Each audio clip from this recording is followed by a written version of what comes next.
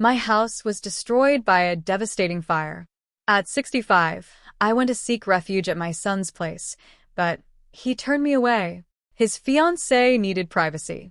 0 seconds desperate, I called my first love, a man I hadn't seen in 4 decades. When he opened the door to his mansion, he spoke just 3 words. "You finally came home." My life was changed forever. But before we continue, make sure you're subscribed to the channel and write in the comments where you're watching this video from. We love to know how far our stories travel.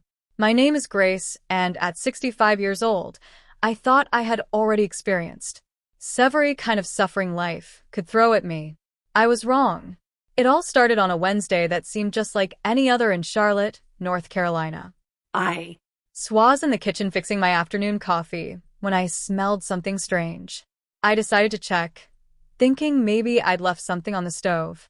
When I opened the living room door, I was met by a wall of smoke so thick I could barely see through it. Flames were already consuming the curtains and racing up the walls with a speed that left me paralyzed for a few crucial. The smoke detector should have been screaming, but I found out later the battery had died months ago. A simple oversight that would cost me everything I owned. I ran back to the kitchen, fumbling for the phone to call the fire department. But the smoke was everywhere, making it hard to breathe. It's impossible to think straight. I heard glass breaking and realized I had no time. The flames were eating my house with a ferocious hunger that seemed impossible to contain. My only thought was to get out alive. I grabbed my purse, which was on the kitchen table, and bolted for the back door. The last thing I saw before I burst outside was the portrait of Robert, my late husband, starting to blacken from the heat. The neighbors were already in the street when I stumbled out, coughing and gasping. Mrs. Jenkins, my 78-year-old neighbor, was the first to rush over, hugging me as we both watched helplessly while the fire devoured the home where I'd lived. For over 40 years. The fire department arrived in 10 minutes, but it was already too late. They managed to keep the blaze from spreading to neighboring houses, but mine was beyond salvation. In just 1 hour, 4 decades of memories were reduced to ashes. The kitchen table where David used to do his homework, the walls that held the marks of my son's growth, the bedroom I shared with Robert for 37 years. It was all gone. I stood on the sidewalk wrapped in a blanket someone had put around my shoulders while the firefighters did their work. Later, they would tell me it was likely a short circuit in an old living room outlet, a simple electrical problem that turned my life into ruins. As the flames finally subsided, leaving behind only a blackened, smoking structure, the fire chief approached me, his face smeared with soot, his eyes full of a pity I couldn't bear in that moment. "I'm so sorry, ma'am." We did everything we could, but he didn't need to finish the sentence. I could see it for myself. A total loss.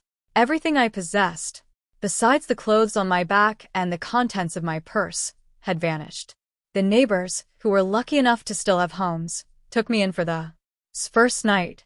Sweet Mrs. Jenkins insisted I stay with her, but her small apartment was already crowded with visiting grandchildren. The American Red Cross, 3:3 minutes, 32 seconds had set up emergency shelters, but the thought of sleeping in a gymnasium full of strangers made me feel even more lost. That's when I knew I had to call David. My son lives about a 40-minute drive away in Valentine, a posh Charlotte suburb with tree-lined streets and houses that look lifted straight out of a magazine. He moved there 4 years ago when he was promoted to regional manager at the insurance company where he works. We weren't close, not the way mothers and sons should be, but he was all the family I had left. I used Mrs. Janine's phone because mine had melted along with everything else. "David, darling, it's Mom," I said, my voice weaker than I intended. "Mom, what's going on? You sound upset." "There was a fire, son. The house is gone. Everything's gone." There was a pause that felt like an eternity. "Were you hurt?" "Seconds, no, I'm fine. Just a few scrapes and a scratchy throat from the smoke. But I need a place to stay while I figure things out. Just temporarily." "Another spy use." "Sure, Mom. Come on over. We'll work it out." The relief that washed over me was so intense I nearly collapsed. My Son would take care of me. Despite all our distance, all the missed calls and awkward holiday dinners, he was still my second's boy. I spent the next morning staring at the charred ruins, waiting for the insurance adjuster to arrive. He showed, surveying what was left of my home with a clipboard and a camera. Total loss. Said pragmatically, as if those two words didn't represent my entire life. How much? I asked, although I dreaded hearing the answer. Well, you had a policy of about $200,000 on the structure, but with your deductible and depreciation, we're talking maybe $90,000. Maybe less. $90,000 to rebuild 42 years of life. It seemed impossible. Mrs. S. Jenkins helped me buy some basic clothes and toiletries with the emergency money the Red Cross had given me. Everything I now owned fit into one small borrowed suitcase. That was it. It was all I had left of the life I'd built. The drive to David's house felt like a journey to a foreign country. Everything looks different when you have nowhere to go back to. Familiar places, the gas station where I always bought my lottery. Ickett's, the diner where Robert and I used to have Sunday breakfast, all seemed to belong to someone else's life. Snow David's neighborhood was immaculate as always. Perfect lawns, perfect sidewalks, perfect lives continuing, exactly as they had the day before. I felt like an intruder, bringing my tragedy into their spotless world. his House was a two-story colonial with white shutters and a red door that Victoria, his fiancée, had chosen. I'd met her exactly 3 times in the 2 years they'd been together. She was 30, and he was 39. She worked at a downtown marketing firm and had an opinion on everything from the color of the walls to the type of wine to serve at dinner. As I pulled the cab into their driveway and sat still for a moment, gathering my courage. This is temporary, I told myself. Just until I can figure out what comes next. Just until the insurance money comes in and I can find a small apartment somewhere. I never imagined that walking up to my son's front door with my little borrowed suitcase would be one of the hardest things I'd ever done. But as I raised my hand to knock, felt a familiar sinking feeling. The same hollow feeling I got when Robert died, as if the floor were disappearing beneath my feet. I just didn't know yet how much deeper I was about to fall. As David opened the door before I could knock, as if he'd been watching for me. For one moment, seeing his familiar face, Robert's eyes, my own stubborn chin, made me feel like everything might be okay. He was my son, my only child. As surely blood meant something. Mom, he said, stepping aside to let me in, but his voice held something I couldn't quite place. Distance, maybe, or discomfort. Victoria appeared behind him almost immediately, as if she'd been waiting in the wings. She wore white jeans and a silk blouse that probably cost more than I used to spend on a month's worth of groceries. her brown hair was pulled back into one of those messy buns that somehow looked perfectly styled, and her smile was the kind that never quite reached her eyes. Grace, so horrible about your house, she said. But she was looking at my ragged suitcase, not me. David told me what happened. I put my suitcase down in their pristine entryway, suddenly conscious of how I must look. My newly spot clothes, cheap and simple, seemed out of place against the polished marble of the hall. I could still smell the smoke clinging to my hair, despite the shower I'd taken at Mrs. Jenkins' house. It's just temporary, I said quickly, just until I can get back on my feet. David and Victoria exchanged a glance.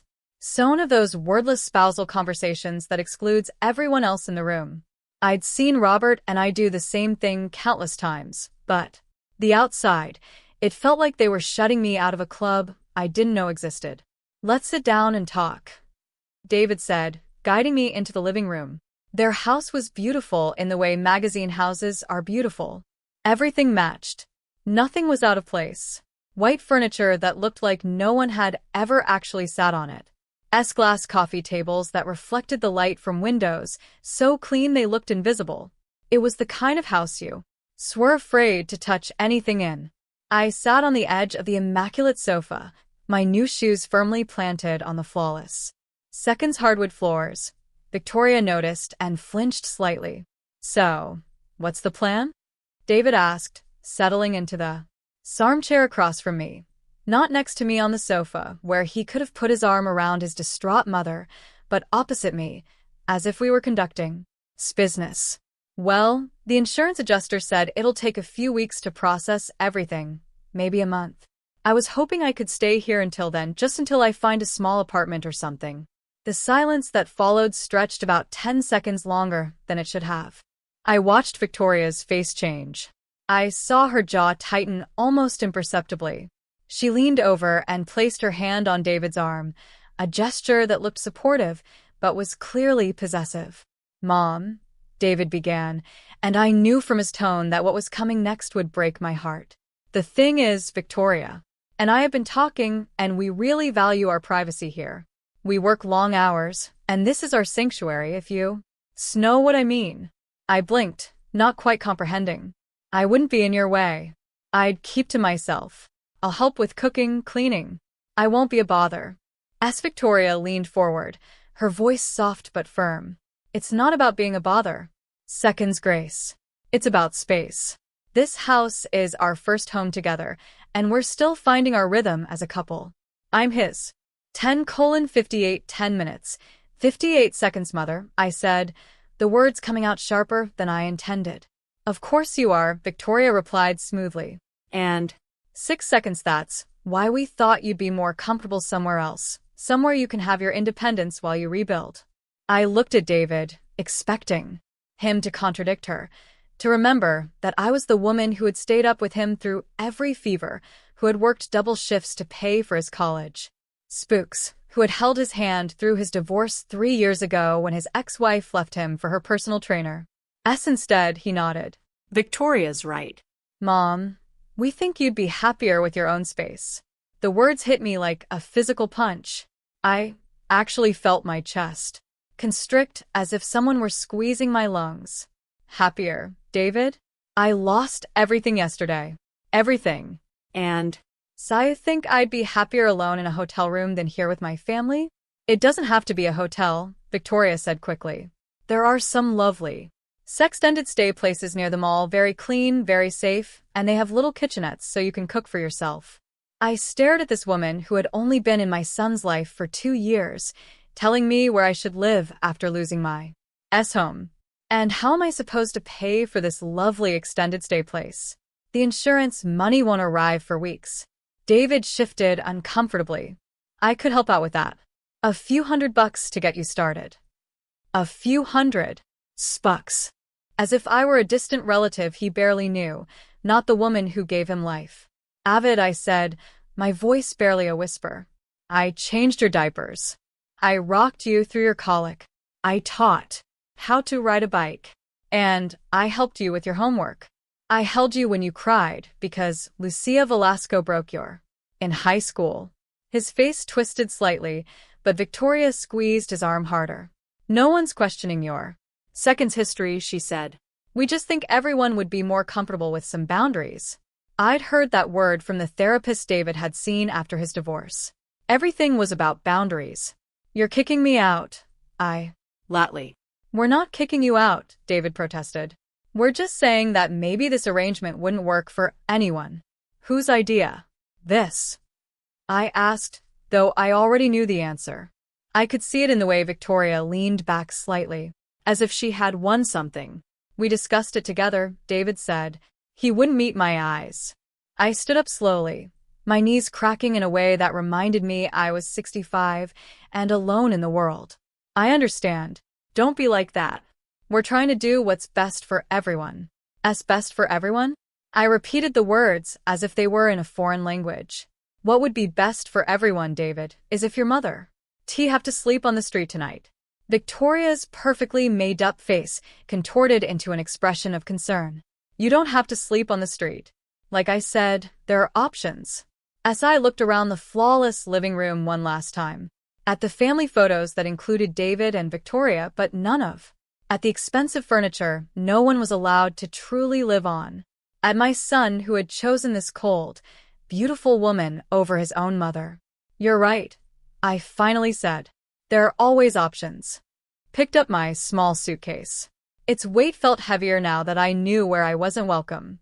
David stood up, looking uneasy, but not uneasy enough to change his mind. I'll call you in a few days, he said. As soon as you get somewhere. Don't bother, I said, surprised by how steady my voice sounded. I wouldn't want to invade your. Victoria had the decency to look slightly ashamed, but not enough to speak up. Not enough to say, wait, this is wrong. She's your mother. I walked out of that perfect house with its perfect couple and its perfect boundaries and stood on the sidewalk for a long time before I walked. Through the front window, I could see David and Victoria talking about how difficult I was being, how much drama I was bringing into their peaceful lives. The irony wasn't lost on me. I had spent years. Obert died telling myself I was strong, independent, that I didn't need anyone. Now, when I truly needed help, that independence is a luxury you can only afford when you have options. I walked to a little budget hotel on the corner and spent almost all money I had left on a room for the night. Sitting on the hard bed, staring at the peeling walls, I tried to figure where a 65-year-old woman with almost no money and only one suitcase of cheap clothes was supposed to go. That's when I remembered the business card I'd carried in my wallet for nearly 40 years, miraculously saved because it was with me at the time of the fire. D with age and soft from being handled so much. A card I never thought I'd actually use from a man I loved when the world was young, and every thin day before life intervened, and the day never came. I spent 3 nights in that cheap hotel before I found the courage to make the call. 3 nights. Pee with a sore back from the thin mattress and the taste of shame in my mouth. 3 nights listening to arguments in the hallway and the constant drone of traffic outside the insulated window. 3 nights washing my few new clothes in the small bathroom and hanging them to dry on the room's single chair. The business card, like tissue paper between my fingers, worn smooth from 4 decades of being carried but never used. Randall Galloway was written in faded blue ink. That, a phone number with an area code I didn't recognize. On the back, in my own youthful handwriting, forget G. I had written those words when I was 25, believing with the absolute certainty of youth that Randall would be the great love of my life. He was 26 with dark hair that fell over his forehead and eyes the color of amber. He worked for his father's construction company after college and dreamed of bigger things, of building. That mattered. We dated for 9 months, which at 25 felt like an eternity. He used to take me to on the hills outside the city, where we'd sit on the hood of his car and talk about our plans. I'm going to start my own business. He'd tell me, G with construction or real estate development. Something that makes me rich enough to give you everything you deserve. I'll come back for you. He promised me the night before he left for a project in Atlanta. I'm going to make something of myself, and I'll come back and marry you. But promises at 25 have a habit of fading when real life takes over. He wrote, at first, long, passionate letters full of dreams and plans. I wrote back telling him about my job at bank, about how I was waiting, just as I'd promised. Then the letters grew shorter, less frequent. When I met Robert 6 months later at a church event, Elle felt like a beautiful dream I'd once had. Too good to be real. Was steady, reliable, already 32, and with a good job at the phone company. He didn't promise me the world. When he proposed after 5 months of dating, I said yes. I put Randall's business card in the pocket of wedding dress, a secret talisman I couldn't bring myself to throw away. Now, 40 years later, sitting in a cheap hotel that smelled of damp and stale cigarettes, I wondered what had become of that dreamy man with the amber eyes. Followed him sporadically over the years the way you do with first loves. Mutual friends, I heard he had made good on his promises, that he had started a construction firm, that he had become a big deal. He surprised people. Too busy building his empire. They'd say that Galloway was always ambitious. The last. Heard, maybe 8 years ago, his company had expanded beyond North Carolina to Atlanta, Georgia, and Miami. Galloway Development, building shopping centers and office complexes. The young man from the construction firm had become the kind of man who wore expensive suits and made decisions that affected hundreds of people. What would man want with a 65-year-old widow staying in a budget hotel with nothing? The rational part of my brain said it was ridiculous, pathetic even. You don't call someone after 40 years because your life has fallen apart. You don't look up your young love when you're old and have nowhere to go. But rational thought is a luxury when you're counting the quarters in your purse and trying to figure out if you have enough. One more night stay. On the fourth morning, I couldn't take it anymore. My back ached from the hard mattress. The E was running out, and the hotel had already warned me they'd need the room for a booking coming in the next day. I sat at the room's little table, staring. The card, my hands trembling beyond just the morning chill. What would I say? Hello, Randall. Remember me? Now. Can you help? The number on the card was probably disconnected. It would ring through to some secretary who would politely inform me that Mr. Galloway was far too important to take calls from random women claiming have known him in their youth. But what if it wasn't? What if he answered? Heart hammered as I dialed the number. Each digit felt like a step off a cliff. It rang once, twice. Development. Randall speaking.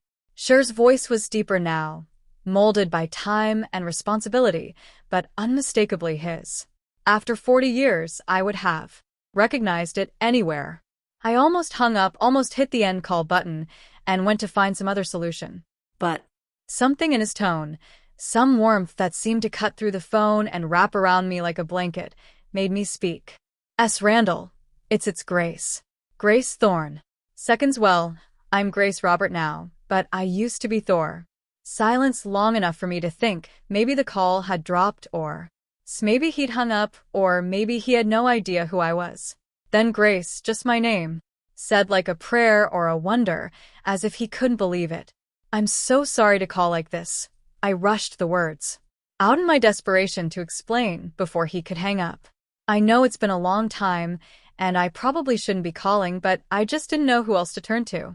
Where are you? He interrupted, his voice sharp with concern. I'm in Charlotte at a hotel called the Rest Stop, and I know this. Crazy, but my house burned down last week. I lost everything, and my son doesn't want me to stay with him, and I have nowhere to go. In a torrent, each one harder to say than the last. Admitting that your own son had rejected you was like admitting you had failed at the most fundamental part of being human. Give me the exact address, Randall said, his voice now professional. I'm coming to get you. You don't have to do that. Do you know why I called? I guess I just needed to hear a friendly voice. Grace. Tone allowed no discussion. Tell me where you are. I'm walking to my car right now.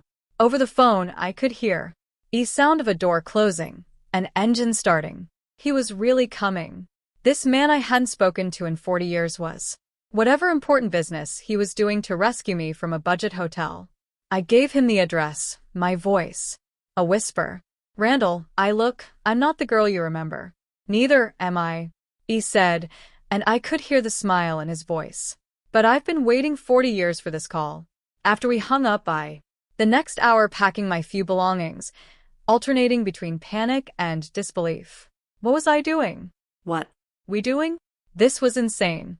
You couldn't just pick up a relationship after 4 decades like you were continuing a conversation from. But as I looked out the hotel window, waiting for a car I wouldn't recognize, carrying a man who might not me, I felt something I hadn't felt since before the fire. Hope. It was foolish hope. Maybe it would lead to more disappointment, more heartbreak, but it was hope nonetheless. At 65, with nothing left to lose, was worth the risk. At 10:45 on a silver Mercedes pulled up in front of the hotel, gleaming and against the worn backdrop of the street.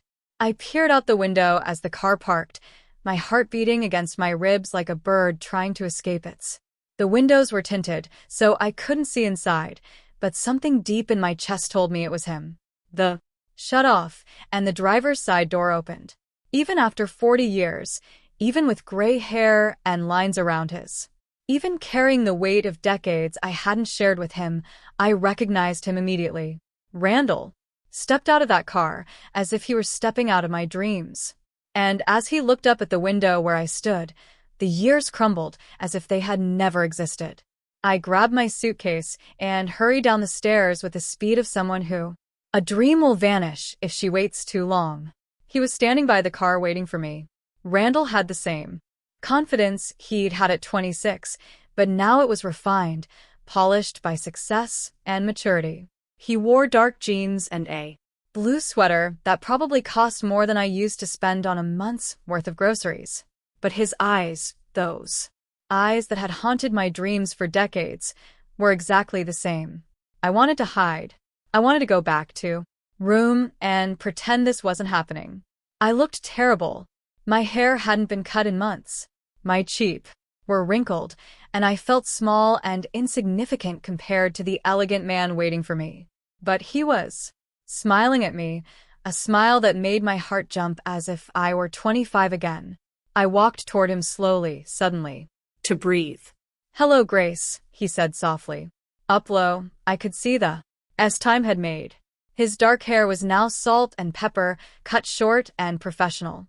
Lines bracketed the corners of his eyes and shaped his mouth. He was broader in the shoulders, solid, as if success had given him physical weight along with everything else. But when he smiled at me, I saw young man who used to take me to the Overlook and tell me about his dreams. I managed to say, my voice barely a whisper. He studied my face for a long moment, those amber eyes taking every detail. I wanted to apologize for how I looked, for how far I'd fallen, for calling him after all those years with nothing to offer but trouble. Started to cry. Right there on the sidewalk in front of that budget hotel, with Randall Galloway standing next to. I completely fell apart. 40 years of pent-up tears, 4 days of uncertainty and despair. A lifetime of being told enough. It all came out in ugly gasping sobs that I couldn't control. Didn't say anything else. He didn't try to shush me or tell me everything would be fine. He simply took my suitcase with one hand and wrapped his arm around me as I collapsed against his chest. He smelled of expensive cologne and clean laundry, and stability, of everything I had lost and everything I never had. His sweater was soft against my cheek and 27:43:27 minutes, 43 seconds his arms were strong around my trembling shoulders. I'm sorry. I choked against his chest. I'm sorry, Randall. I have called. I shouldn't drag you into this mess. Sure, he murmured. 27:55:27 minutes, 55 seconds his hand stroking my back. You should have called years ago. When the tears finally subsided, I pulled away to look. Him, embarrassed by the damp patch I'd left on his expensive sweater. I must look like a disaster. Okay, like someone who has been through hell and survived it. That's not a disaster, Grace. That's strength. I laughed, but it came out shaky and... Strength? I'm 65. I'm staying in a dive hotel because my own son doesn't want me. That's not strength. That's 28. His jaw tightened, and for a moment, I saw a flash of the anger he was trying to hide. Your son is a fool. Don't know him. I don't need to know him.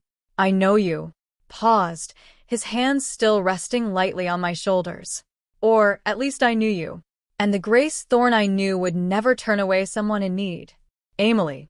The way he said my maiden name, as if it were something precious he'd kept all these years, made 29:0229 minutes, 2 seconds me chest ache with longing for the woman I used to be. That was a long time ago, I said. I'm not that girl anymore. 29:12:29 minutes, 12 seconds maybe not, he agreed. But I'd like to meet the woman she became. He put my suitcase in the trunk of his luxury car. 29:20:29 minutes, 20 seconds as if it were treasure, not a cheap bag containing everything I had left in the world. As he opened the passenger door for me, I was momentarily stunned by the 29:29:29 minutes, 29 seconds unreality of the situation. The morning of the fire, I had a house, memories, a life built over decades. 29:38:29 minutes, 38 seconds now I was getting into the car of a man I hadn't seen in 40 years with no idea what came next. Where are we going? I asked as he started the engine. Home. 29:51 29 minutes, 51 seconds, she said simply. The drive took almost an hour, passing through increasingly wealthy neighborhoods until we reached 29:58 29 minutes, 58 seconds, an area I'd never seen before. Rolling hills dotted with properties hidden behind stone walls and iron gates. Trees that looked like they'd been 30:0630 minutes, 6 seconds, professionally placed. Mailboxes that probably cost more than most people's cars. Randall turned into a long 30:14 30 minutes, 14 seconds driveway marked only by a small brass plaque that read Galloway. The drive curved through mature trees and 30:22 30 minutes, 22 seconds, manicured gardens before opening into a circular entrance in front of a house that took my breath away. It wasn't 30:29 30 minutes, 29 seconds, flashy or ostentatious. It was elegant in the way that real money is elegant. 30:34 30 minutes, 34 seconds, subtle, confident, built to last. Stone and wood with tall windows that caught the afternoon light, and a porch that invited you to sit and stay a while. 30:45 30 minutes, 45 seconds, Randall, I whispered, looking at this monument to everything he had achieved. 30:50 30 minutes, 50 seconds, this is incredible. He parked the car, but didn't get out right away. 30:56 30 minutes, 56 seconds instead. He sat there looking at the house as if he were seeing it through my eyes. 31:0131 minutes, 1 second, it's too big, he said quietly. It always has been. I built it thinking I'd fill it one day, but he shrugged. A gesture. 31:10 31 minutes, 10 seconds, so familiar it made my heart ache. Some dreams don't work out the way you planned. 31:16 31 minutes, 16 seconds, you never married? The question slipped out before I could stop it. He turned to look at me, his expression unreadable. 31:24 31 minutes, 24 seconds, came close a couple of times, but something was always missing. He paused for a beat, then said simply, you. 31:33 31 minutes, 33 seconds, the word hung between us in the silent car, charged with 40 years of what-ifs and could have been. I wanted to ask 31:40 31 minutes, 40 seconds what he meant. I wanted to understand how I could have been missing from a life I was never a part of. But before I 31:48 31 minutes, 48 seconds could find the words, he was already out of the car, rounding the front to open my door. The house was even more. 31:55 31 minutes, 55 seconds, stunning inside. Hardwood floors that gleamed like honey, high ceilings. 32:00 2 minutes, furniture that looked like it belonged in architectural magazines, but didn't feel cold or museum-like. There were books everywhere, comfortable reading.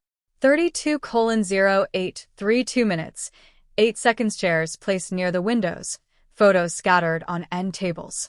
It felt like a home where someone actually lived, not 32:15 32 minutes, 15 seconds, just a showcase for success. Are you hungry? Randall asked, leading me into a kitchen that was larger than my old. 32:22 32 minutes, 22 seconds, living room. I was about to make lunch when you called. I realized I was starving. The hotel breakfast had been 32:30 32 minutes, 30 seconds, only stale toast and weak coffee, and my stomach was cramping with emptiness and nerves. I don't want to be any trouble. 32:37 32 minutes, 37 seconds, I began, but he cut me off with a look. 32:40 32 minutes, 40 seconds, Grace, stop. You are not trouble. You are. He paused, searching for the words.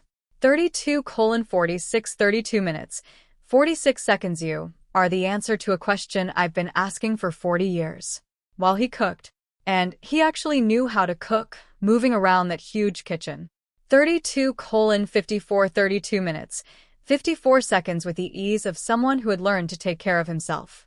I studied the photographs scattered throughout the room. Randall at ribbon cutting. 33 colon 0233 minutes, 2 second ceremonies, shaking hands with important people. Randall with various women at charity galas and business dinners. 33 colon 0933 minutes, 9 seconds always smiling, but never looking completely happy. Tell me about your life, he said, placing a plate of perfectly grilled chicken and roasted.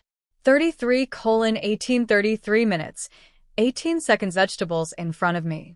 Tell me about Robert, about your son, about everything I missed. So I did. Over A.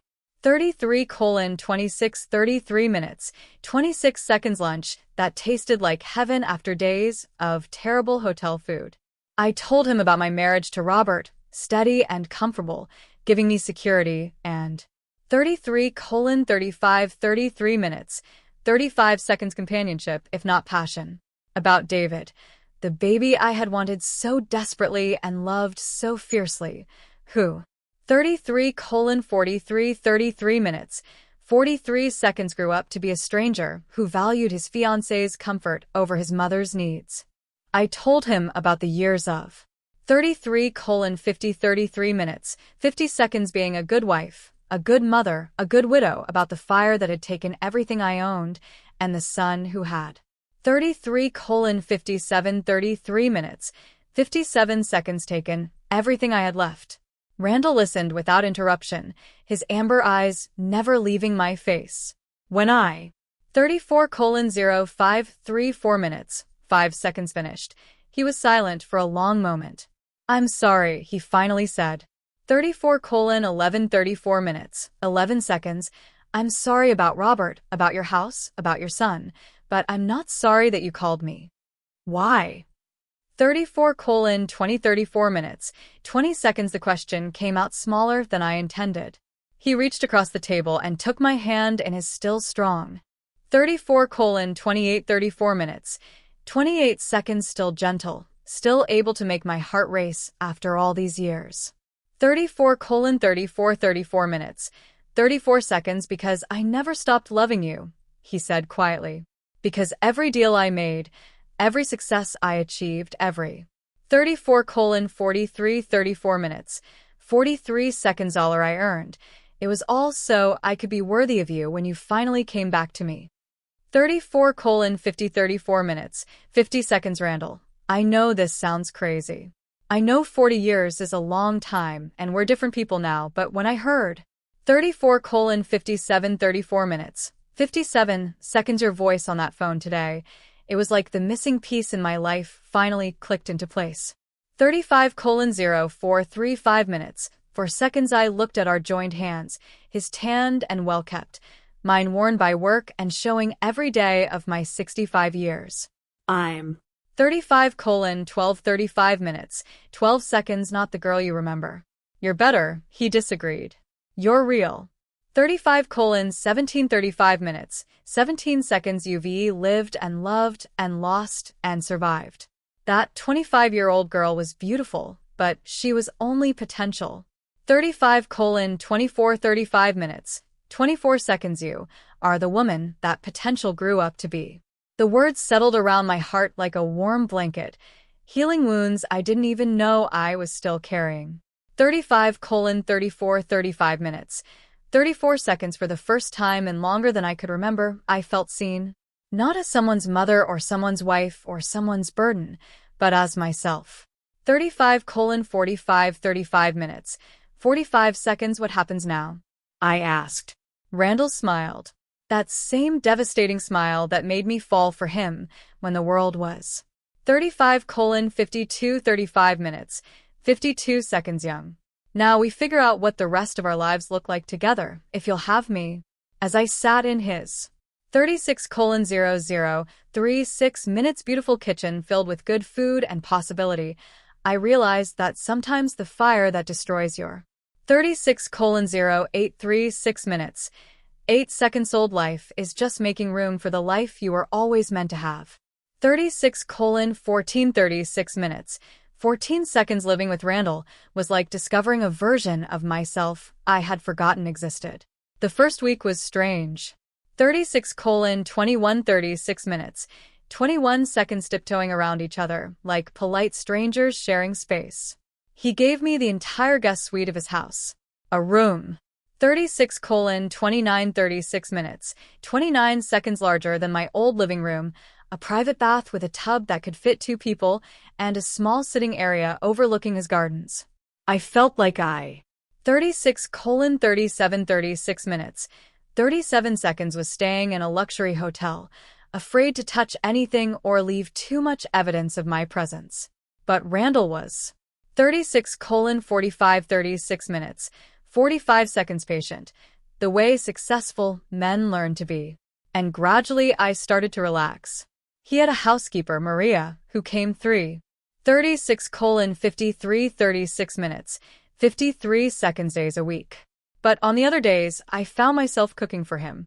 It started small, making coffee in the morning. 37:0137 minutes, 1 second preparing simple lunches. But Randall appreciated everything with the enthusiasm of someone who had eaten buffet food and restaurant meals for 37:0937 minutes, 9 seconds decades. This is incredible, he said one evening, savoring the chicken and dumplings I'd made using my grandmother's recipe. I haven't had a home-cooked meal like this in years.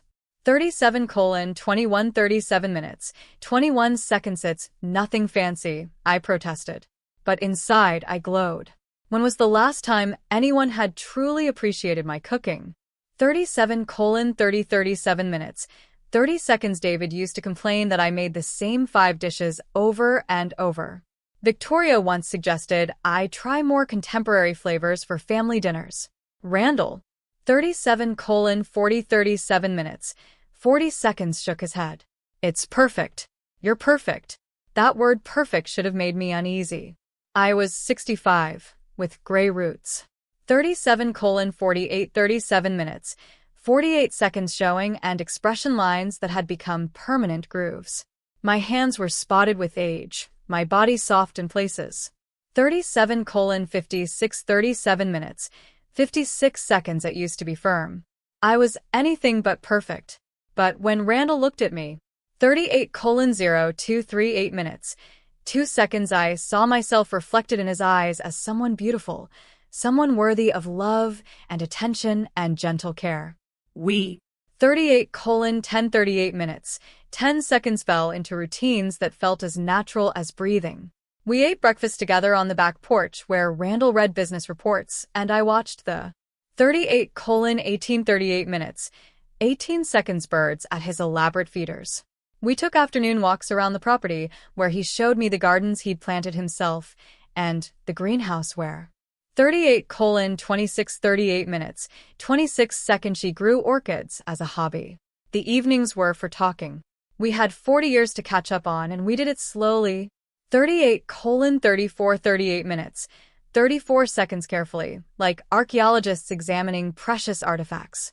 I told him how hard it had been to lose Robert, about the 38:42 38 minutes, 42 seconds emptiness of the house in the months afterward, about how I had to force myself out of bed every morning, about the loneliness of widowhood, the way 38:51 38 minutes, 51 seconds. People treat you like half a person once your husband is gone. He told me about his business, how it had grown from a small construction company to a 39:0039 minutes development empire with projects in 3 states, about the women he dated over the years, smart, accomplished women who looked perfect next to him at 39:0939 minutes, 9 seconds, charity galas, but who never made him feel whole. There was one woman, he said one night as we sat near his fireplace. 39:17 39 minutes, 17 seconds, the rain drumming against the windows. Elena, she was an architect, brilliant. 39:22 39 minutes, 22 seconds, beautiful. Everyone said we were perfect for each other. I felt a pang of jealousy that surprised me with its intensity. What happened? I proposed. He 39:32 39 minutes, 32 seconds, said quietly. On Christmas Eve 5 years ago. Big show, restaurant overlooking the city, expensive ring, everything. She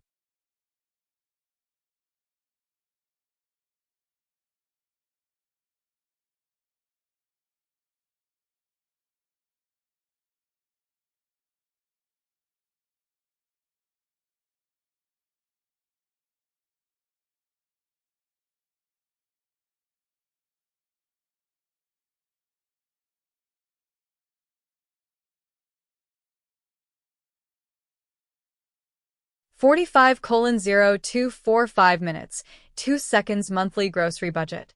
He shook Randall's hand politely. He made polite small talk and even managed a strange smile when the pastor declared us. 45:11:45 minutes, 11 seconds husband and wife. But I could see the calculation in his eyes. The way he took inventory of Randall's house, his car. 45:18:45 minutes, 18 seconds, the obvious markers of wealth. This morning, I woke up in Randall's arms, in my husband's arms, in the room that 45:26:45 minutes, 26 seconds became ours, in the house that became our home. Sunlight streamed through the windows overlooking the gardens we tend.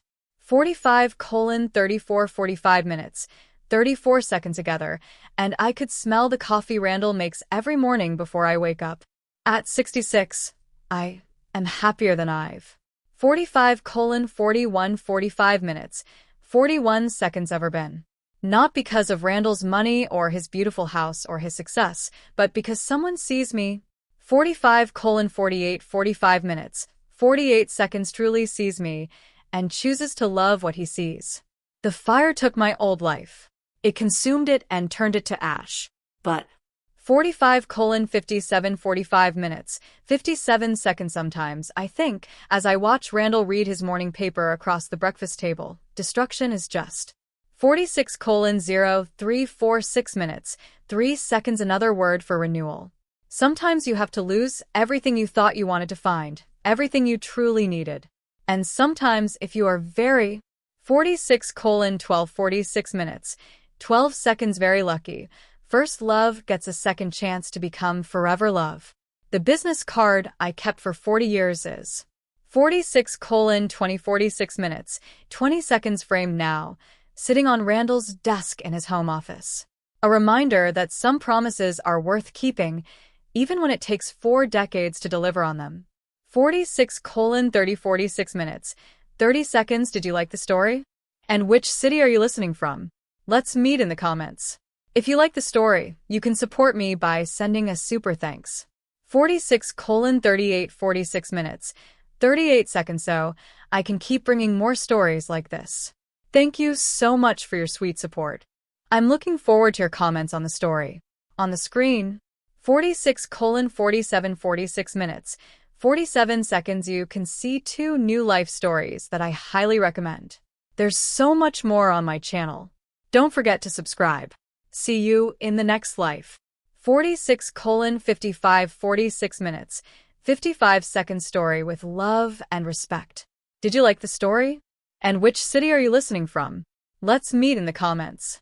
If you liked the story, you 47:0447 minutes, 4 seconds can support me by sending a super thanks so I can keep bringing more stories like this. Thank you so much for your sweet support. I'm looking forward to your comments on the story. On the screen, 47:15:47 minutes, 15 seconds, you can see 2 new life stories that I highly recommend. There's so much more on my channel. Don't forget to subscribe. See you in the next life story. With love and respect.